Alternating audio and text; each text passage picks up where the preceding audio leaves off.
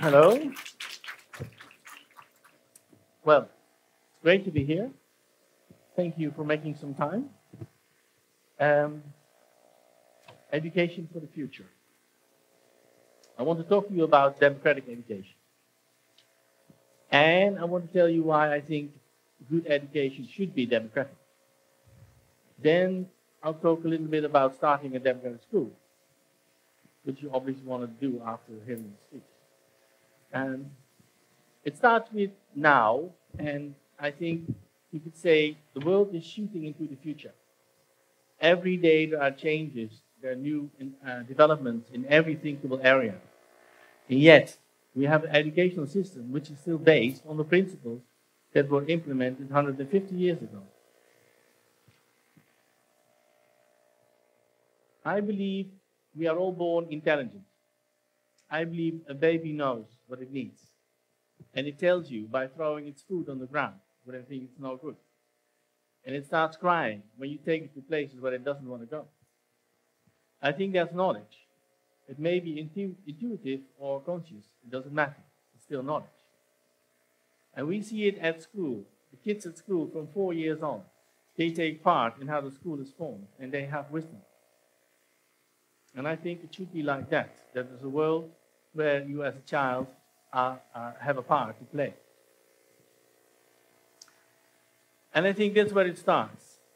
If you are empowered in that way, you are empowered if you have a voice and a vote, then you will experience that the world is formed because of you, around you, and yet you can make changes, as this queen is showing.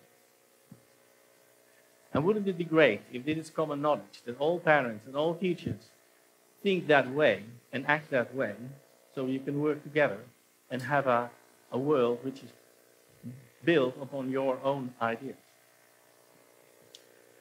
Schools, question mark. You could question the whole existence of schools. But that's not the issue of today. We have schools and we believe it's a good thing. It can be a good thing. My point now is that I think it can be good if it is democratic. Let me tell you about my education and my learning. I lived on a farm, and my brothers and sisters, we had a lot of time and space to do all kinds of things, whatever we thought was important, whatever we thought we liked to do. We also had responsibilities. We had to take care of the animals, we had to do jobs in and around the house, and we had to go to school. At the farm, at home, there was no time for teaching. My parents were very busy. But I think they taught us a lot, just by living with us, by being a good example, and by working hard and living together with us. So my youth was full of projects, and I learned a lot from those projects. And not only the information they gave me, but also learning how to learn and finding out things. I'll give you an example. We didn't have a TV. My grandparents had a TV, and we could look at it for twice a week. And there was a circus, and on the circus there was an artist walking on the court. So I was inspired, maybe 9, 10 years old. And so I went into the farm, finding my stuff, 2 poles and a cord. And put the poles in the ground and the cord between them. I got a step, and I stepped on the cord. Then what happened? The poles whirred. So I was standing on the ground again. What to do now? I need to solve this. So I found more cords and fixed them to the poles to keep them straight. Went back on the step and back on the cord. And then whirr, the cord stretched. And I was back on the ground again. So apparently the cord was made of copper wire. And I learned then copper is a soft metal which stretches. It's made for electrical current and not for carrying weight. So, how to solve this?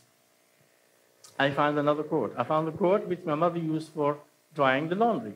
So I thought if the laundry can hang from it, I may be able to stand on it. And I fixed it to the poles, went back on the step, and yes, it worked. I could stand on it. So by the end of the day, I was a circus artist walking on the court. So, and my youth was full of those kind of projects, all kinds of projects. And many things I learned there, what I still use now. And it wasn't always easy. It was often very frustrating. You can ask my brothers and sisters. I've been a pain when things didn't work the way I wanted to. And I also went to school. I learned reading, writing. I liked that too. So why democratic schools?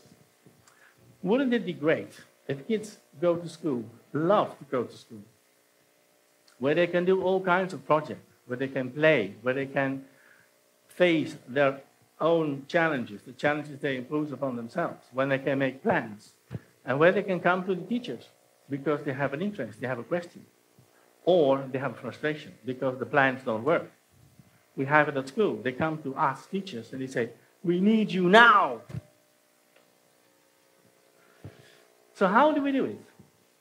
First start about the democracy, derived or personal. In the world, you find democracy mostly a derived democracy. You vote on a person or a party, and they take your vote to rule the country. At school, we have a personal democracy where you have your own vote and you can have your own voice to make it sound and to say what you want. You create really your school. You decide together with all of us, together, who the teachers will be, what the colors there will be, where the money is spent for, everything. And it makes quite a difference if you know that there will be no decision made without you having the opportunity to voice your opinion. And then you become your own mind. Then you become a human with your own mind. You will learn to make choices and to live up to the choices you have made. At our school, we make agreements. And they are, in fact, self-imposed boundaries. Within those boundaries, you become self-conscious and you learn to take responsibility. And then you experience freedom. So responsibility and freedom is like a weighing scale. At one end, you take responsibility, and then the more you can take, the more freedom you will experience at the other end. Kids know, I believe, kids know. We, the staff, the parents, we are the lost generation. So we can be of help, of course. We can share our experience and we can help them to find things they need. But I'm saying let's give the stage to the young people. Let them shape the future with help from us. Let's do it together. And therefore we based the school on the principles of equivalency, responsibility, and freedom of choice. Unknown the future is. Well, if you look back, if you think back 50 years, people then did not have any idea, any clue of how the world would look like as it looks like now. Jules Verne, in his time, had special things he could see. But even Jules Verne didn't speak about smartphones and apps. So in 25 years from now, when you guys are ruling the world, we don't know what jobs you have to fulfill. We don't know what problems there will be to solve. When I went to school, they tried to learn me many things, which I don't use. Everything I use now, I need now, I learned after school. So the basic stuff is still handy. I mean, I learned writing and reading and calculations, subtractions. But 6,000 years of schooling is quite a waste of time, I think. De ruimtezoest.